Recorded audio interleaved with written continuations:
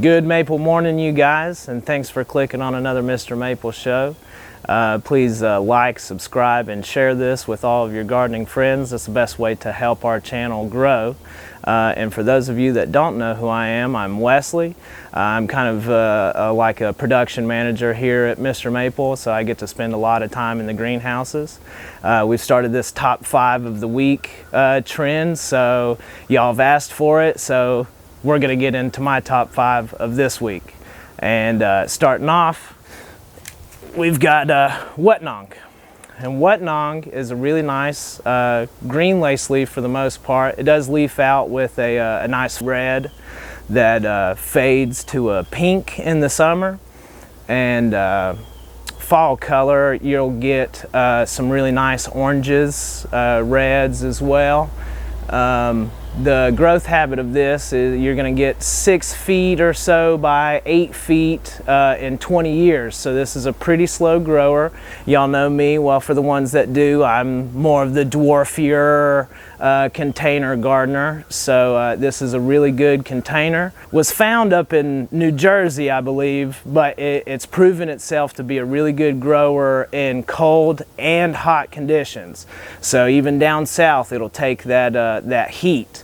And honestly, you get the best colors out of it whenever you can give it more sun than shade. You'll really draw out those reds and pinks.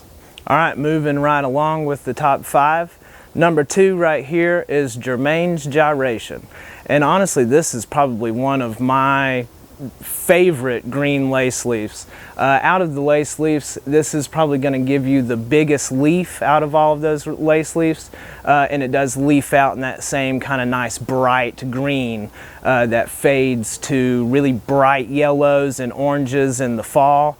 And this is one of the faster growing of the lace leaves. I've heard Matt say it, this will give you that 100-year-old tree shape in 20 years or so, and 10 feet high, probably same in width. And the growth habit on this one is really interesting. It has some really crazy contorting growth habits in its branches and stuff. This is something that'll give you even a little bit of winter interest with no leaves, just from the growth habit, the form of it itself.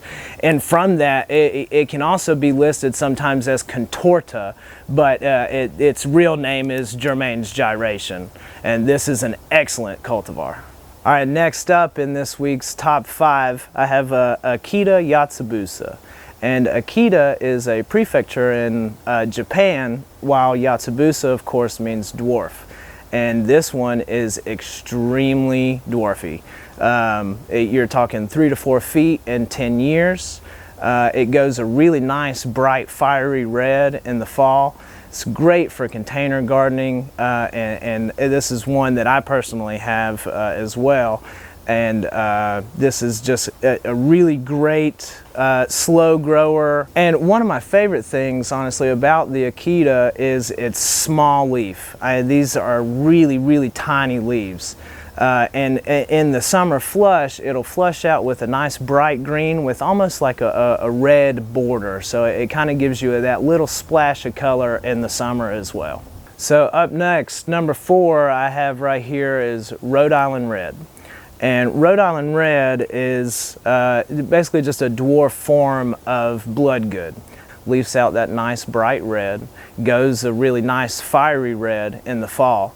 But the biggest difference between this and like a bloodgood is this is going to get 5 feet tall, maybe by 6 or 7 feet wide in a pretty good amount of time. So it's going to be great for container gardening. I know I've heard Tim and Matt say it, and I'd also like to see this as a bonsai. A lot of people bonsai bloodgood, and this would be a great start because it already has that dwarfer habit than bloodgood. And if you're looking for a little splash of color or something in your conifer garden, this is going to fit in a nice small space, give you a nice rounded ball habit, and like I said, just bring some really nice color to your garden. All right, you guys, last but certainly not least, I had to get a reticulated type. I love the reticulated types. And this right here is one of the newer reticulated selections. This is Strawberry Delight. And Strawberry Delight in the spring, when it leaves out, it has really nice blushing red in that green and white reticulation. It goes to a really nice orange to red in the fall. And in the summer growth, you can kind of see this right here. You get this really nice red in there as well. It almost gives you like a tricolor effect with the white, the green, and the red new growth in that summer flush. And honestly, even in the greenhouse, this has kind of held its reticulation fairly well. And you're going to get, you know, maybe a 6 to 8 foot tree out of this in 10 years. And this is going to be a really nice splash of color and a little bit of, you know, different leaf texture, because in the spring it leaves out with some pretty nice serrated edges, some pretty weird leaf shape as well. So this is a really good reticulated type that seems to be doing very well for us here. All right, you guys, really appreciate you tuning in to this top 5 of the week. Stay tuned. We're going to have a Monday top 5 every week between me, Brian, Matt, and Tim. We're all going to pick some, show you guys what we've got in these greenhouses right now. And if any of these trees that I'm showing you right now are out of stock whenever you go to look for them on the website, just make sure you sign up for that notification. They'll email you when these trees come back into stock. So don't worry about that. We always got them coming and going, and we'll get it back in stock for you soon. Also, don't forget open house. Open house is October 21st and 22nd.